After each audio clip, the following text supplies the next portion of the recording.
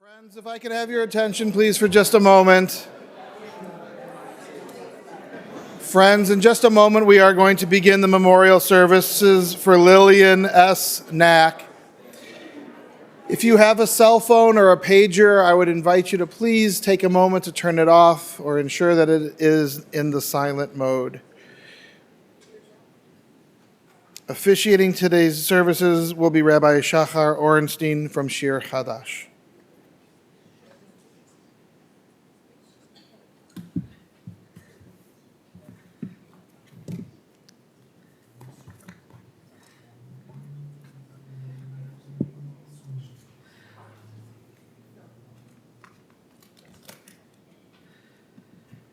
שיר למעלות,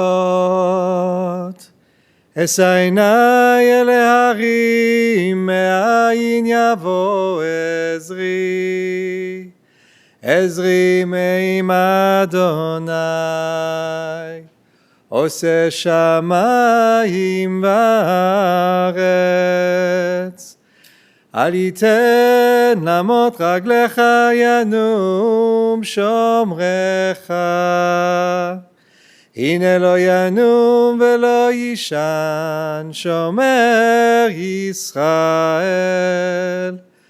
אדוני שומרך, אדוני צילך, יד ימינך. יומם השמש לא יככה וירח בלילה.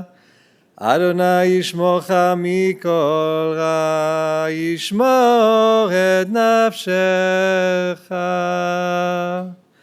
אדוני ישמור צאתך ובואך, מעתה ועד עולם.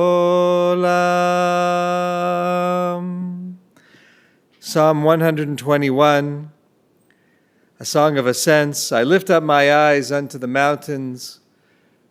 From where does my help come? My help comes from God, creator of heaven and earth. The one who keeps you will not slumber. Behold, the one that protects Israel shall neither slumber nor sleep. God is your protector. God is your shade. The sun shall not smite you by day, nor the moon by night. God shall protect you, preserve you from all evil. God will protect your soul. God will preserve and protect your going out and your coming forth, this time and forevermore. Shalom and welcome to everyone.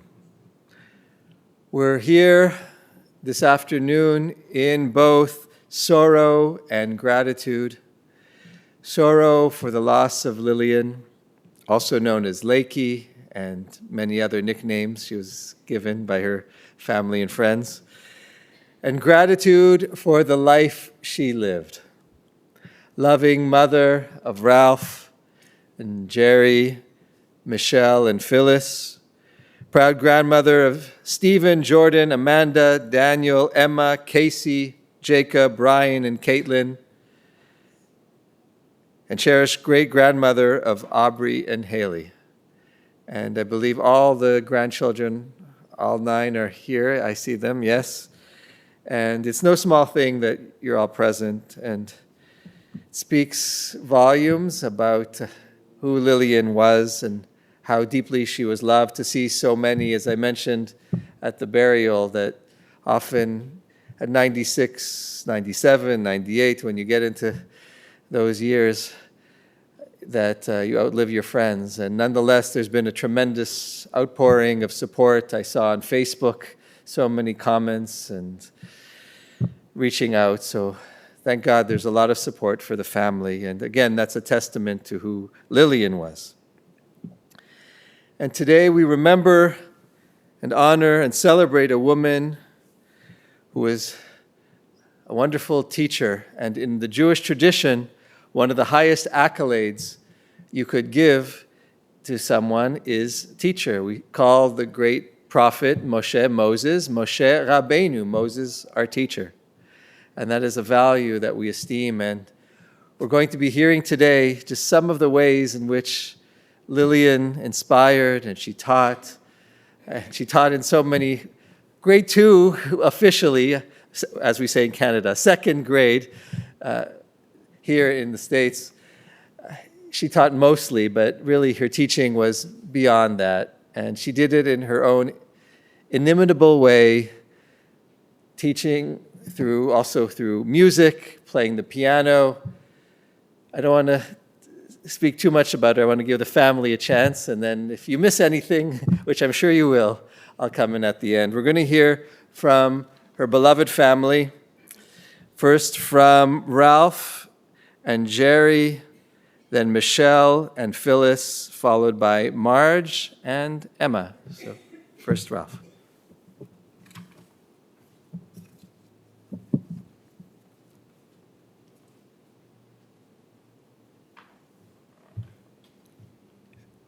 Thank you, everybody, for coming.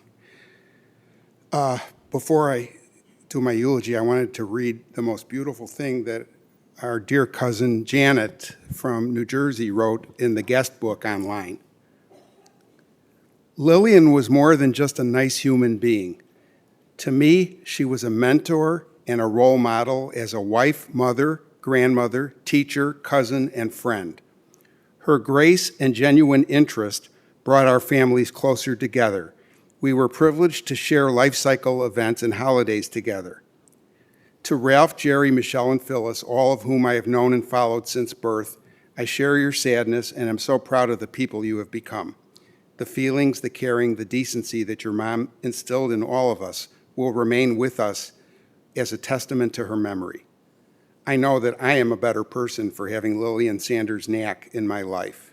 And that was our dear cousin Janet. Okay, now my remarks.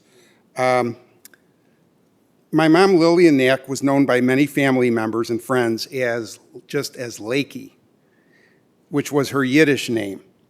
Many people only knew her as Lakey and were completely unaware that her English name was Lillian. Mom was born as Lillian Sanderovich on July 10, 1927, to Eva and Sam Sanderovich of blessed memory. They later anglicized this Russian name by shortening it to Sanders. She and her younger brother Paul lived with their parents in an apartment on Richmond Street and Division, which in an area known as Humboldt Park. She attended Thule High School and went on to get a teaching degree from Chicago Teachers College, which is now known as Northeastern Illinois University, a master's degree from Northwestern University, and ultimately she completed 30 additional postgraduate hours, which today would be the equivalent of a doctorate in education. To say Mom believed in the power of education would be an understatement. She was a longstanding proud union teacher, predominantly in the Chicago Public Schools, with some short stints at the golf school in Morton Grove and at Hillel Torah Day School in Skokie, where she served as both a teacher and assistant principal. She somehow also found the time to be my Sunday school teacher and my Cub Scout den mother. Now, as a teacher, she was a stickler for protocol. As my Sunday school teacher, for example, she insisted that I call her Mrs. Nach. She was also my piano teacher. Now, I got to tell you, having your mom as your piano teacher is a mixed blessing. She didn't have to ask me whether I had practiced sufficiently the prior week. She already knew I hadn't. Though neither of her parents knew how to drive, Mom signed up for driving lessons. And during one of those lessons, I lost my place, I'm sorry. While she was pregnant with me, as a matter of fact, in the early part of her pregnancy, she got into an accident and the car ended up on a curb. And according to Mom, she started spotting as a result of the accident and almost miscarried. She was given medication afterward in order to prevent a miscarriage. Although she earned her driver's license, she never drove again as it was determined that she had a problem with her eyesight. Despite having 4 kids, Mom always encouraged each of us to host our friends at our house and she created a very welcoming atmosphere, as many of them, some of them that I'm very honored to have here today, I'm sure would attest. Now, to be perfectly honest, Mom was not a gourmet cook. I mean, one of her favorite recipes to make she called Mrs. Nach Special, which consisted of spaghetti, Campbell's tomato soup, and fried onions. She also had a habit of making such staples as liver and onions, which I detest and I have not eaten since I moved out of the house, salmon loaf or salmon patties, and she also made a meatloaf that she stuffed with mixed vegetables and put ketchup on top. My sibs reminded me that sometimes she'd let us eat a banana split for dinner. After all, it did include fruit, and the ice cream had calcium and protein. Also, when we were having a particularly hot summer, she made what she called farmer's chop suey, which consisted of a garden salad dressed in sour cream as a substitute salad dressing. At least we had variety in our diet. While in general, Mom was a gentle person, she also had a ferocity and steely determination that was best illustrated when my dad contracted a serious autoimmune disorder called pemphigus. This condition was fatal prior to the discovery of steroids, specifically prednisone. My dad suffered multiple hospitalizations, including a trek up to the Mayo Clinic in Rochester, Minnesota, over a period of close to 7 years. During this trying period, it would not be unusual for Mom, entirely dependent on public transportation, to spend the school day teaching her class, then visiting Dad at Columbus Hospital, and then coming home late in the evening. Mom was simultaneously being the sole breadwinner in the family, as Dad was too sick to work, tending to the educational needs of her students, visiting her husband daily, and with the extraordinary help of my sister Michelle, serving as our surrogate mother, making sure the household ran smoothly in Dad's absence. Yet I can't ever recall her complaining or feeling down. Later on, Mom also helped care for her own mother, Eva, and my dad's mother, my grandma Elsie, and our Aunt Dodie. Family was exceedingly important to her. Besides her immediate family, Mom maintained close bonds with family throughout Canada, England, Australia, New Zealand, and Israel, as well as throughout the United States. Mom also maintained deep ties with a rich tapestry of lifelong friends, many of whom she had known since childhood. This commitment to family and friends, and of course to my dad, contributed to enrich her wonderful 72 years of marriage. Now, in order to paint an accurate picture of Mom, she did have, let's call it, a personality quirk. Even when she was younger, Mom didn't have a filter. She was not always tactful or diplomatic when telling you what was on her mind about any number of subjects. But with Mom, you always knew where you stood, and no matter what she would say or how she would say it, she always meant well. We never doubted that she only wanted what was best for us. While it is extraordinarily difficult for me to accept Mom's passing, I take great comfort that she is no longer suffering, and that to end our last conversation with each other, Mom's last words to me were to tell me she loves me.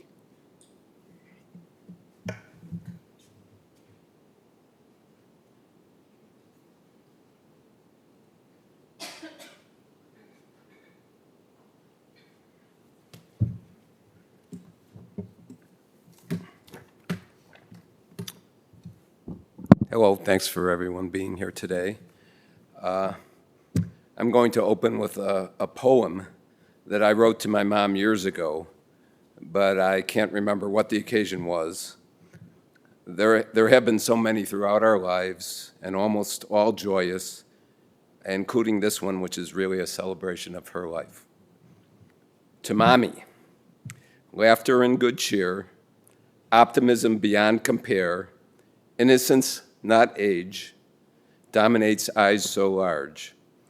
Dignified and sweet is your disposition, wanting only peace for all things living. Teaching by example, you have touched us all with knowledge of life as it was meant to be. Now, I am Mom's second child and second son. Gerald Elliott to her and Jerry to everyone else. She believed me to be her most troubled child, the proverbial black sheep. As a matter of fact, she had to take me with her when she was teaching kindergarten. You know, she taught Ralph Hebrew School, but she brought me with her when I was a little bit younger than, well, I was preschool age, and she brought me with her to her kindergarten class for the year. So I'm one of the few people that ever did kindergarten twice.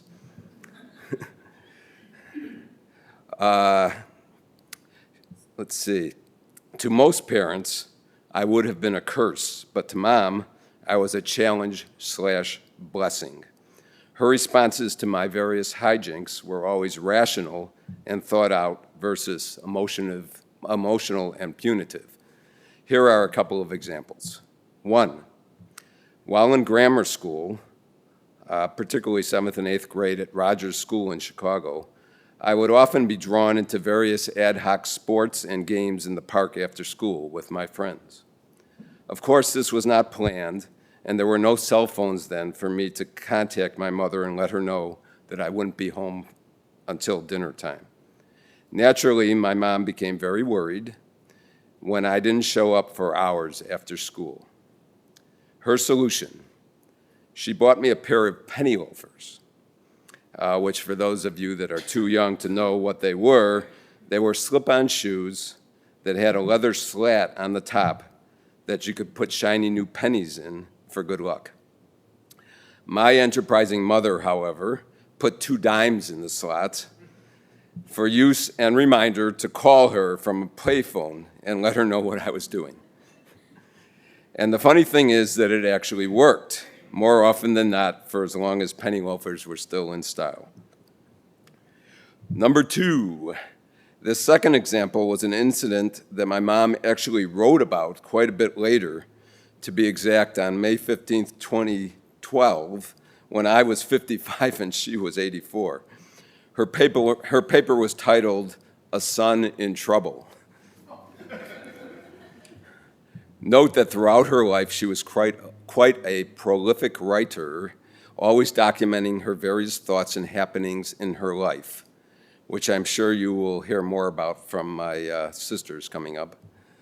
When I was in 5th grade, I had a teacher that my mother actually knew, as well as she was a classmate of hers in Teachers College. She was also very strict and could be very mean during class. If you weren't paying attention in class, she had a hammer in her desk and would quietly approach your desk and then slam the hammer on it, scaring the crap out of you. Anyway, she had assigned us to create these notebooks on various famous artists about 3 weeks prior to my brother Ralph's bar mitzvah. It was due on the Tuesday following the bar mitzvah, and Monday was a school holiday, President's Day.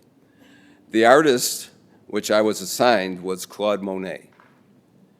Being the professional procrastinator that I was, I hadn't done anything before the bar mitzvah, and I panicked the day before and told my mom about the assignment and when it was due. Naturally, she asked me when I had received the assignment, and being the always truthful kid that I was, I told her a couple days before.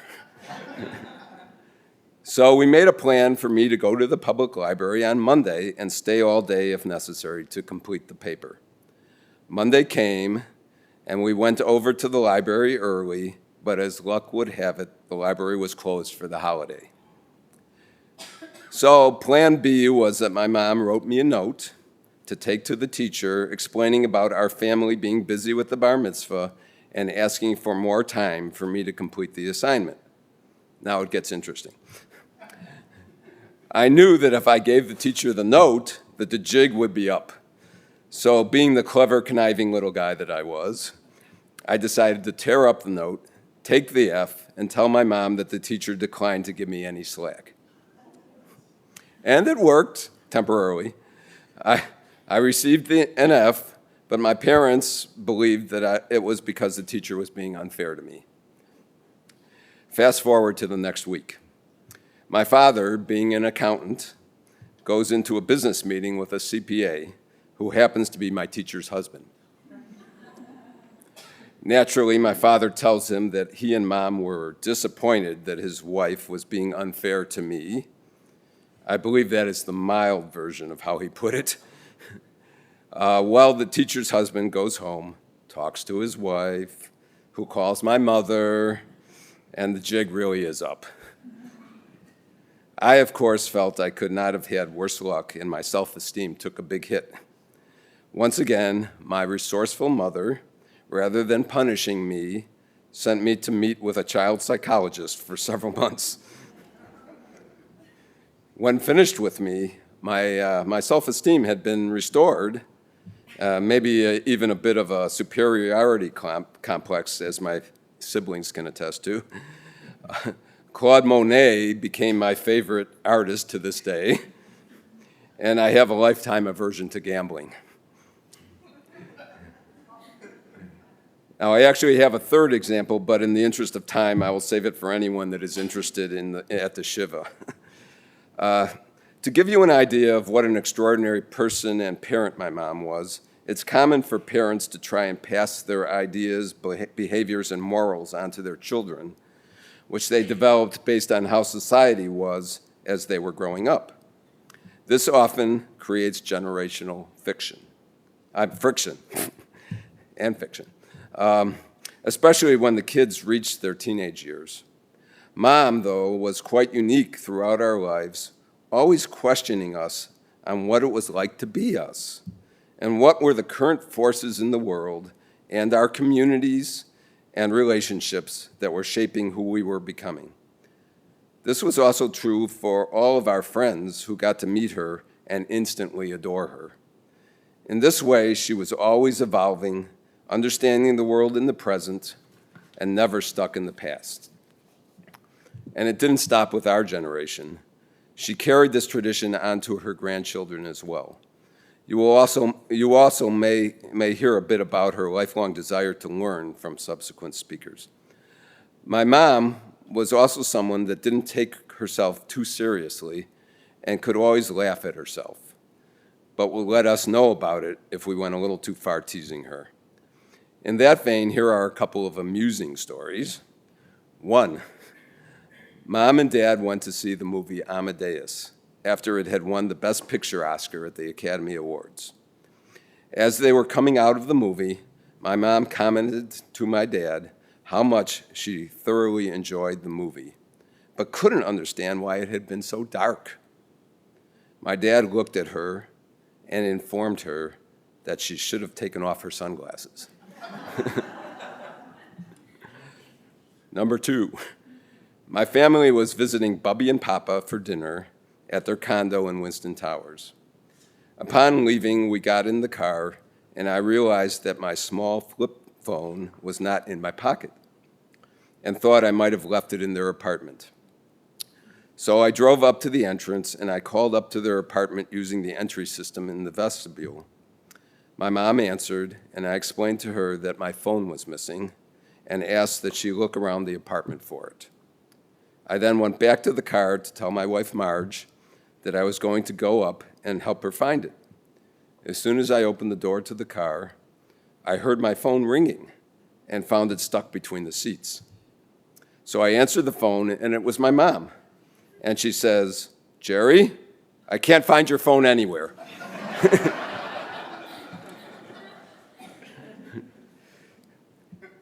In my mom's later years, she often celebrated her and Dad's anniversary by organizing a brunch out at a breakfast restaurant, by reserving a private room and inviting her kids, spouses, grandkids, and sometimes extended family. Since their grandkids are all very talented in music and dance, they were invited to perform and entertain them. Ralph and I, not as talented, would do comedy routines, such as from Johnny Carson or Abbott and Costello. One year, when they had been married for 62 years, my mom recited a chronology of her early life with my father, which she had penned. Here it is in her own words. "Dear family, Today is a very special day for our party. Our wedding was exactly on a Saturday, March 14th, 1953, in the evening. We decided on that date because in 1953, taxes were due on March 15th, not April 15th, as they are today. We figured we could feel very relieved after David didn't have any more extra tax work, and each year for the end of the tax season, we could take a long weekend to celebrate our anniversary. March 14th, 1953 turned out to be a snowy day. Before the wedding, we went to the photographer to take our wedding picture. We were wearing our wedding apparel, but we had to wear boots and warm coats and hats. Because of the snow, David's family from Minnesota had to get off the train in Milwaukee and had to take a bus to get to Chicago. So as a result, our wedding was about 3 hours later than the time it was called for. It was a buffet supper with cold cuts and all the trimmings. We had a bar, a sweet table, and also an orchestra. It was a very happy affair. For our honeymoon, we had a 5-day trip to Oakton Manor, which was a lovely resort in Wisconsin. There were about 3 or 4 other honeymooners there as well. After our honeymoon, we moved into our 3-room apartment. It was on a high 3rd floor, no elevator. We had 3 rooms, a kitchen, dining room, and living room. It was very hard to find apartments because the war was over and all the servicemen and women were returning and needed housing. We lived there about 19 months. Ralph was born there.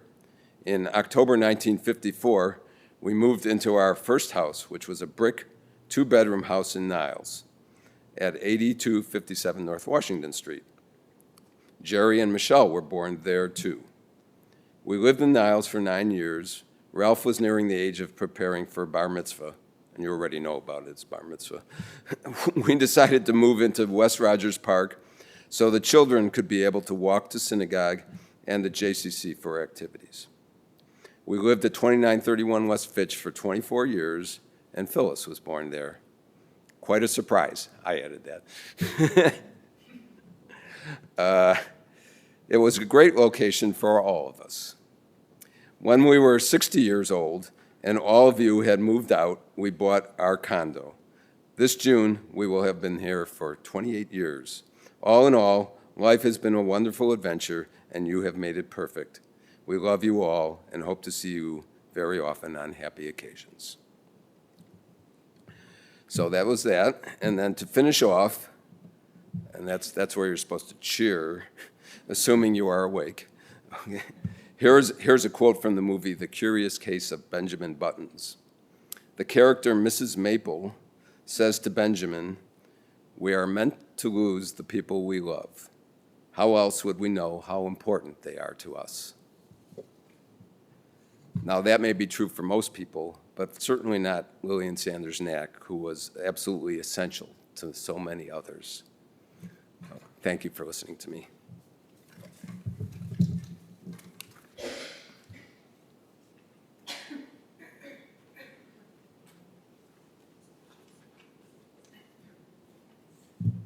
Hi, everybody. Thanks for coming. My sister's standing here with me. There's so much to say about Mom. It would take volumes. When I think about how to describe my mom, so much comes to mind. There are not enough words to express who she was and what she meant to me. To me, she was everything. When I was a child, I always wanted to spend time with my mom. She was so busy working, making meals, taking care of the house, my dad, and us kids. But on the weekends, she made time to take Michelle and I downtown for shopping, museums, and lunch. I looked forward to our adventures. For a little lady, Mom walked very, very fast, and I could barely keep up with her. I complained the whole time that my feet hurt. I'm sorry, Michelle. She was very patient with me and never got mad. Because I had some issues with my feet, buying shoes was always a challenge. Mom would take me to merry-go-round shoes. The owner told my mom I had to wear orthopedic shoes. She told him our doctor said I didn't. I didn't want to wear those ugly shoes, and I cried. She told the owner we were taking our business elsewhere. It was always really difficult for me to find shoes that were pretty, and she never gave up and took me all over until we found some that fit and made me happy. But she always stuck up for me, and I could always count on her. There was nothing like the feeling of having Mom on my side. Mom was ready to help when I had my children. When Caitlin was born, she had her nights and her days mixed up. So Mom offered to come and stay for a couple of weeks. She said since she doesn't sleep at all, she may as well come and take care of the night duties. So for those 2 weeks, she spent each night feeding, rocking, and singing to Caitlin. Afterwards, she was ready to go home, but she had a request. She asked me if she could take Caitlin home with her, and she would bring her back when she slept through the night. We said no. But I was touched how attached she was and the special bond that she formed with Caitlin. I'm so very grateful that I got to have my mom for 60 years. Up until about 10 years ago, we spoke every day, sometimes for over an hour. I don't know how we had so much to talk about, but I looked forward to our calls. She always had some wisdom to instill in me or clever phrases. For example, when I was impatient with something, she would say, "Inch by inch is a cinch." If one of the kids hurt themselves, she would say, "Don't worry, they'll be better by the time they get married." It didn't matter to her that my dad would be yelling at her in the background to get off the phone. We just continued to talk. Mom gave me the ultimate compliment when she told me she was proud of the way I stood up for myself and for what I believed in, and that I wouldn't give up until I accomplished my goals. What she didn't realize is that I learned that from her, and I looked up to her for that quality. My mom enjoyed writing, as you heard, and she took a class to write short essays and stories. In closing, I'd like to read you one of the entries that I feel perfectly depicts my mom. The prompt was, "Invent your own holiday." I would like to see a peace for all holiday. It would be a day that celebrated a day to commemorate the end of war in every country in the world. It was a day for enjoying the simple joys of life. It could be a day where families had reunions and where music was heard all over the world. There could be concerts and plays. Some people could watch sport activities or engage in them as well. There would be big banquets or picnics in every land in the world. Everyone would have plenty of food to eat. Hunger will have been erased. There would be friendship between all peoples. Racism would be a bad memory that was erased forever. Hopefully, the environment would be healthy and there would be no more pollutants to ruin the atmosphere. It's nice to dream, isn't it?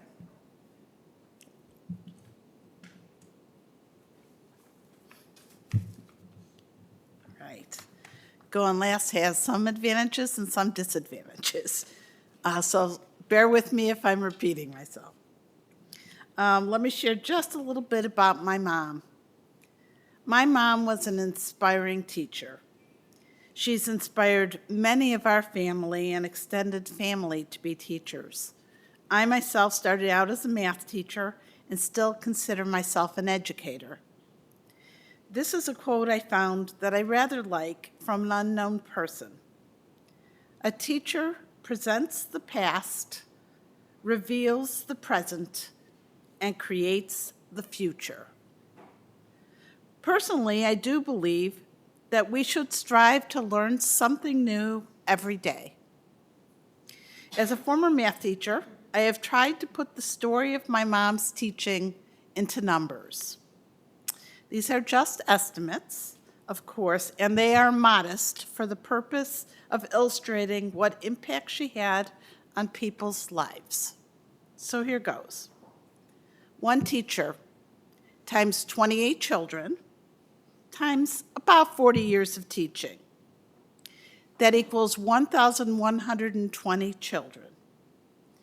If she taught them just one something new each day for 175 days of school each year for 40 years, that's about 7,000 ideas, facts, calculations, or character-building behaviors. So 1,120 children times 175 somethings equals 196,000 learnings. Since Mom taught for so long, many of those children have their own children and grandchildren. If each of those 1,120 students had 2 children of their own to whom they passed that learning on to, that would be an additional 2,240 people who were influenced. If each of the 2,240 children had 2 children, so the original students' grandchildren, who they passed that learning on to, that would be another 4,480 people who were influenced. So in 40 years, the influence of a single teacher would reach 1,120 students plus 2,240 children plus 4,480 grandchildren, equaling 7,840 people times 175 somethings, and that equals 1,372,000 learnings. That's pretty awesome. Now, if you multiplied that by the number of people who were influenced to be a teacher in our extended family alone by Mom's example, and they teach as long as Mom, conservatively, that would be 7 more teachers times 1,372,000 learnings, which equals 9,604,000 learnings. And it just keeps growing. Now, that's what I say is being inspiring. Let's move from teaching to learning. So you did hear already that Mom had a double major in primary education and music from Chicago Teachers College. She got her master's degree actually in school administration. And she graduated on the same day with her master's degree as my Uncle Paul did with his bachelor's from Northwestern University. That wasn't good enough for her. She went to classes for many years, earning 30 hours past her master's, known as an EDD. And she was a community listener for much of her life, auditing classes together with my dad at Northeastern University. She and Dad went on many elder hostels, pursuing learning well into their 80s. Until recently, my parents also went to lectures and travel logs at senior centers, and of course at North Shore Place when they were available. She especially liked this day in history, and she did that every day. She instilled in us the value of a good education. Mom was a caring mother, grandmother, and great-grandmother, kind daughter, and very patient wife.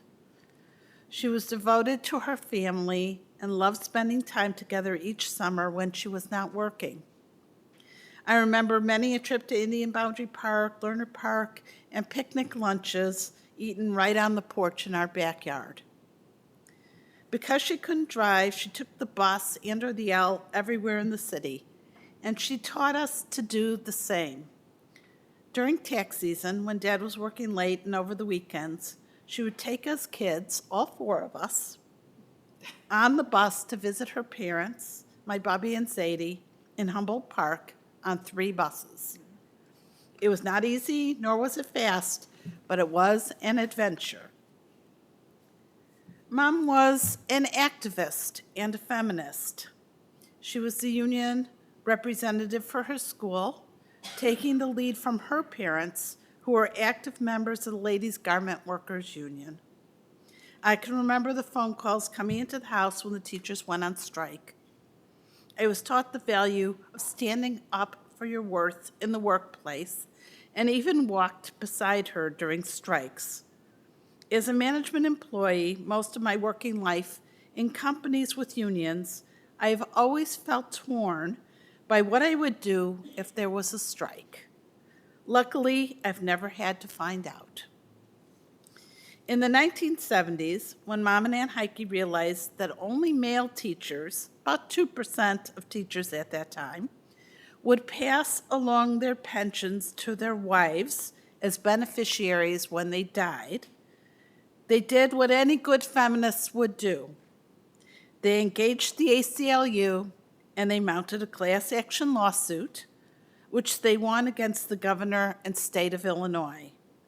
The 98% of female teachers and their husbands have them to thank today for this equal right. Thank you, Aunt Heike. Mom was a world traveler. With the flight benefits I was able to provide my parents for a long time, they saw the world by flying standby.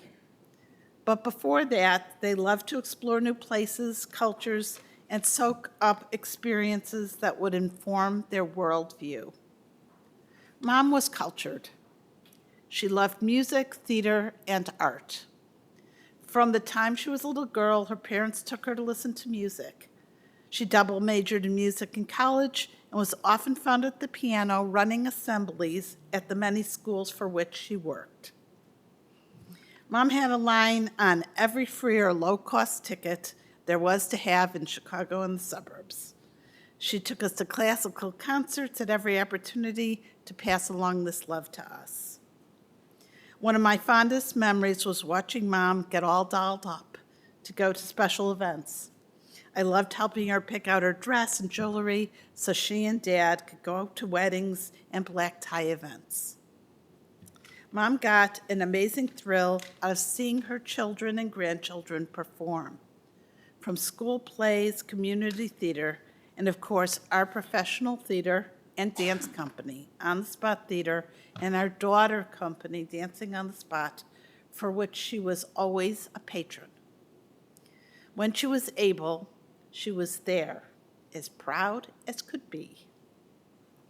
I could go on, but I won't. When people ask me about my mom, the words that come to mind most often are that she had a life well lived and that she will be missed.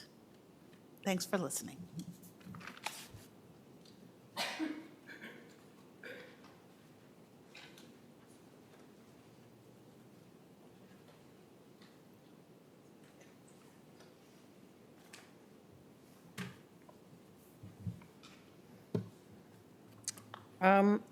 Let's see, hi. To my dear mother-in-law, you welcomed me wholeheartedly into your family. You were a second mother to me. You were a friend and a confidant. I will always remember you for your wisdom, your kindness, your generosity, your compassion, your unselfishness, your hospitality, your fun-loving sense of humor, and your deep love for family. Although you are gone, I know I will continue to see you every day in your son, Jerry, my husband, and in our children, Amanda and Daniel. I am so very grateful that I had you as my mother-in-law. I will always miss you. Here's a quote from an unknown author. But we remember now in love your life from start to end, and we're just glad we knew you as mother and as friend. And finally, here's a poem from an unknown author. Someone is missing. Let this be a loving reminder that someone is missing today. Someone our hearts still hold on to as we travel along life's way. Someone who made life so special for all those who gather here. Someone who won't be forgotten but cherished from year to year. And now, as we pause to remember, let us all fondly recall how dearly each of us loved her, and oh, how she loved us all. Thank you.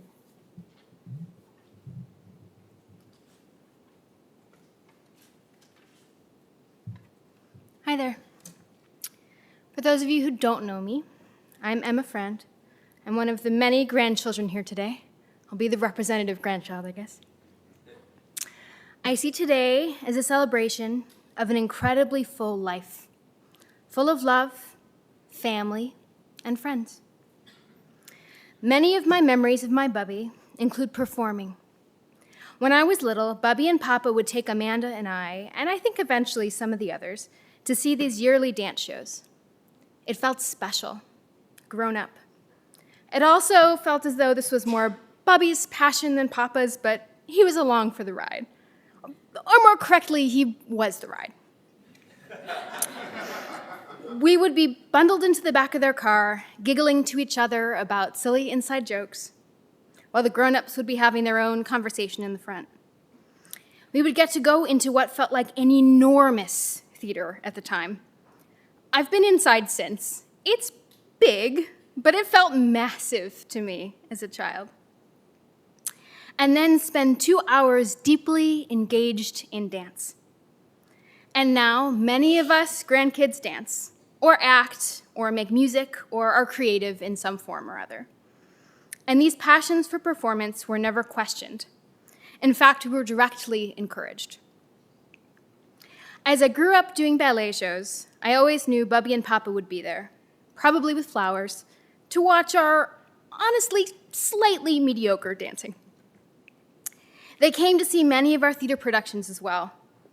Famously, after watching a show in a small theater where I was wearing a red wig, when I came out after the show, Bubby asked me if I had been running the lights. But no matter what I was making, I knew she would love it as long as I did. Almost every family party included performing for each other. When one of us cousins got the first cell phone, I forget whose phone it was, some of us spent part of a party at Bubby and Papa's apartment making little video clips of our own version of Little Red Riding Hood. Their apartment was mostly a space for adults, but there were always art supplies around for drawing and games to play. Bubby was very good at card games. She ran mahjong and bridge groups. I know many of my cousins love and are very good at games as well. Bubby was also a social butterfly. She loved to make connections with people. She taught Yiddish to other residents of her apartment complex, and in her later years loved chatting with her caregivers, especially Rose and Hattie. I'm not sure I can quite claim to be a social butterfly, though I think a few of my cousins have inherited her gift for gab and have an ability to talk to just about anyone. And many of us have also followed her footsteps in another way, as my mom mentioned, and become teachers. She paved the way by being a working mother and a stellar teacher of young children. And so many of us grandkids have grown into that same passion, helping to encourage children to find their own passions and learn to be kind. So to honor Bubby, I hope you all do something soon that brings you joy, whether that be dancing or playing a game or talking to someone new. The best way to honor her memory is to foster more joy and kindness in the world. May her memory be a blessing to us all. Thank you.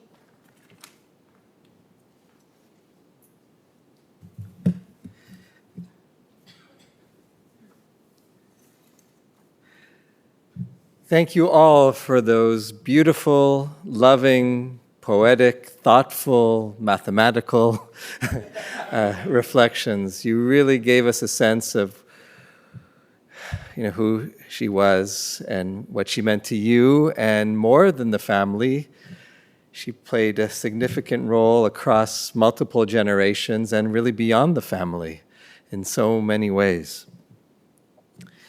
She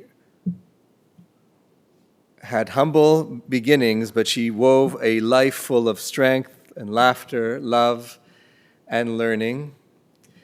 And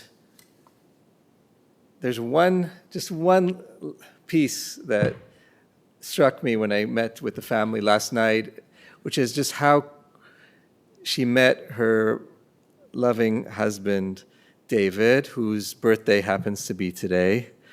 And they met at a hayride, and they were on a blind date. They didn't like the dates they were on, and they met one another.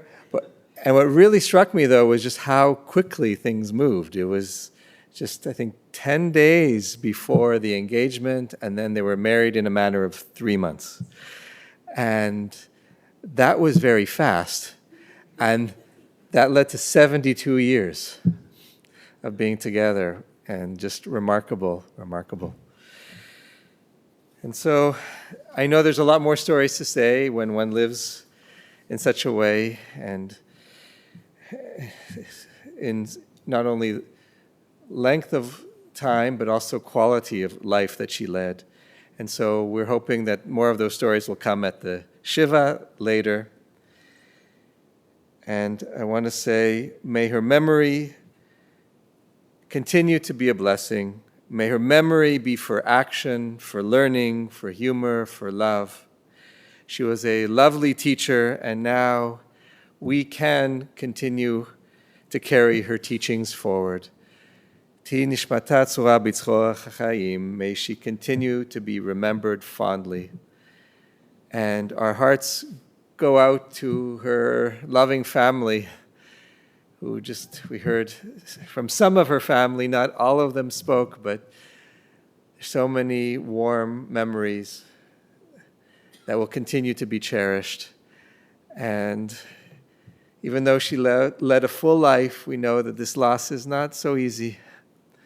And so you should know that you're cared for by so many, and don't be afraid to reach out. And may you continue to strengthen one another in this time of loss, and may you find healing very soon for this hurting that you are experiencing. I'd like to invite everyone to please rise in honor of Lillian, Lakey, Bubs, Little Nach, whatever words you want to use to remember this really dear soul. I'll recite the memorial prayer in conclusion. And you have it also in your, You also have a translation. You have a translation which I'll invite us to recite together at the very end. It's in the middle. It's called El Maleh Rachamim, which means God of compassion. We pray for compassion for the neshama, for Lillian's soul, compassion as well for the family, and for all who suffer this great loss. First in Hebrew. El Maleh Rachamim shochen b'meromim Hamtzeh menucha nechona al kanfei hashechina במעלות קדושים וטהורים כזוהר הרקיע מזהירים את נשמת האישה היקרה והנכבדת ליליאן לאה בת רבקה ושלמה שהלכה לעולמה בעבור שאנו מתפללים לעילוי נשמתה בגן עדן תהא מנוחתה. לכן ברחמים יסתיריה בסתר כנפיו לעולמים ויצרור בצרור החיים את נשמתה. אדוני הוא נחלתה. ותנוח בשלום על משכבה ונאמר Amen. O God, full of compassion, thou who dwellest on high, grant perfect rest beneath the sheltering wings of thy presence, among the holy and pure who shine as the brightness of the firmament, unto the soul of Lillian S. Nach, who has gone unto eternity. Lord of mercy, bring her under the cover of thy wings, and let her soul be bound up in the bond of eternal life, be God's possession, and may her repose be peace. Amen. And this concludes our service. We have Shiva instructions. Yes? Thank you, Rabbi. Again, friends, this does conclude the services here at the chapel. The family will be having Shiva as they leave here until 8 p.m. at the North Shore Place at 1000 Sunset Ridge Road in Northbrook. And they'll be resuming Shiva again tomorrow from 4 until 8 p.m. And the Shiva coordinator is Randy Berger. All of that information is available on the service folder that you should have received when you came in. And if you did not, we do have those service folders for you as you leave. For those of you joining us online, that information is also available on our website. Finally, the family has requested that any memorial contributions in Lillian's memory be made either to Shir Hadash, the ACLU, or the Cancer Wellness Center. Again, all of that information is available on the service folder and on our website. At this time, I would ask everyone, if you don't mind one last time, to please rise as we escort the family and the rabbi from the chapel. Thank you.